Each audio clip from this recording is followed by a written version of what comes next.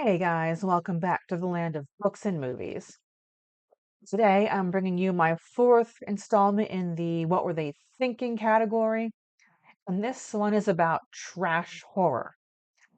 I'm not going to lean on production stills as much as I usually do because of the movies I'm about to discuss.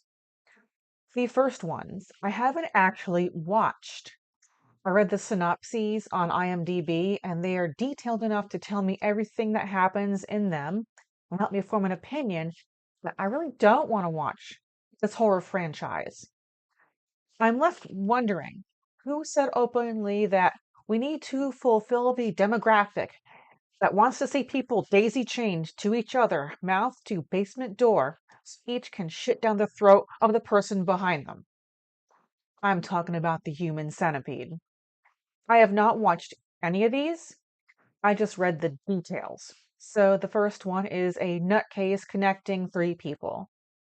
The second one is another nutcase inspired by the previous nutcase having watched the original movie and wanted to connect 12 people. The third one is a deranged prison warden inspired by both of the preceding movies to connect 500 inmates. From what I've read, all three movies are miserable, cringy, and the idea is absolutely impossible. And I'm about to explain why. Get ready for a science lesson. Okay, big idea behind the human centipede was creating one being out of many with a single digestive tract. And from what I've read, that's what happened. And each person dumped in the mouth of the person connected to their tail, and it all worked as planned. In reality, the only way to achieve that result would be to attach a fire hose to the mouth of the person in front. Also, digestion is a slow filtration process including several organs. The liver, the kidneys, pancreas, stomach, small intestine, all of it breaks down everything ingested and filters everything useful into the bloodstream to be delivered accordingly. Proteins to the muscles, fats to the nervous system, immune system, endocrine system, and so on and so forth. Everything that gets flushed out the basement door is the pathogens, useless materials, and fibers that scrub it all out. So, going back to the human centipede, when person one dumps into the mouth of person two, the filtration system of person two will reject that pie and vomit it back into the ass of person one. And then person one will feel that telltale urge to need to relieve themselves and do so back into the mouth of person two. Then the filtration system for person two will reject it again and vomit it back up, and it will be a vicious back and forth of dump, vomit, dump, vomit, dump, vomit, until all that bucking and retching undoes all of the stitching and the human centipede falls apart. That is all I have to say about the human centipede franchise. Cringy, ridiculous, no likable characters, and just an ironic collective of assholes. The next horror franchise I want to have at is Terrifier. I understand that there are four so far, to include All Hallows Eve. I read about and heard on other movie YouTube channels that they are so disturbing, and so, out of sheer curiosity, shame on me, I watched them. And you know what? I disagree with each and every one of them.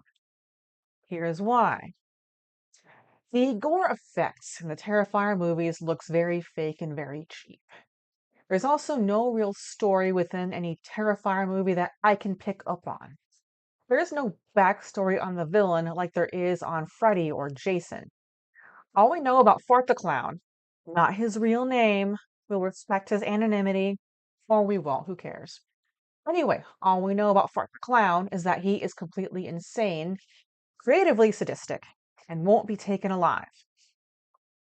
And the only real reason I can think of for the Terrifier movies to exist is because somewhere someone overspent on corn syrup, food dye, and turkey giblets for a different production, and they had to do something with all that excess.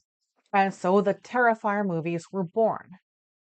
Like I said before, there's no story or rhyme or reason for Fart the Clown, and the special effects are really very silly.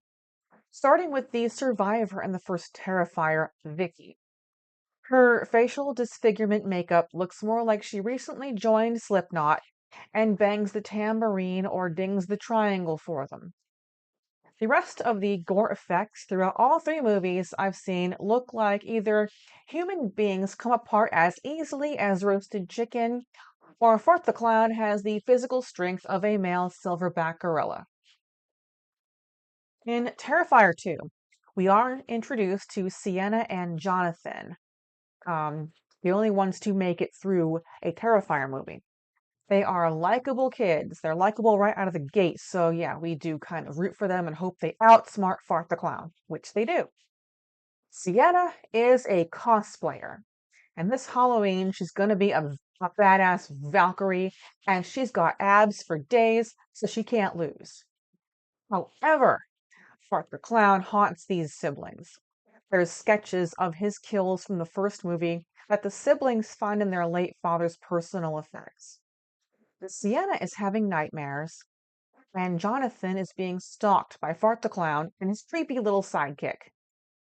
There's something to learn about Fart the Clown that I don't think I noticed in the first movie. The more the victim screams and begs for mercy, the more jubilant and creative he gets, such as the scene with Allie, with the bleach and the salt. On the other hand, when his victim fights back, he gets mad and becomes Fart the Thug, brawling with Sienna. And just as it looks like Sienna in her Valkyrie costume was defeated and Jonathan was about to meet his maker, the movie got even more absurd with the Valkyrie sword glowing and Sienna's fatal wound to her abdomen glowing, and thus her second wind is born and she defeats Fart the Clown with her costume sword. I have not seen the third one. I don't want to pay the $4 rent on Amazon Prime, and from what I read on IMDb, it takes place on Christmas Eve instead of Halloween, and I kind of have a pet peeve with movies that make Christmas ugly. I have seen All Hallows Eve and it sucks. Everything looking faker and more half-assed than Terrifier 1 and 2, and the one and only nude scene to speak of can't even be called that. It's so obviously the talent poking her head through a table with a clay body on it. And that is the Human Centipede and Fart the Clown, everybody.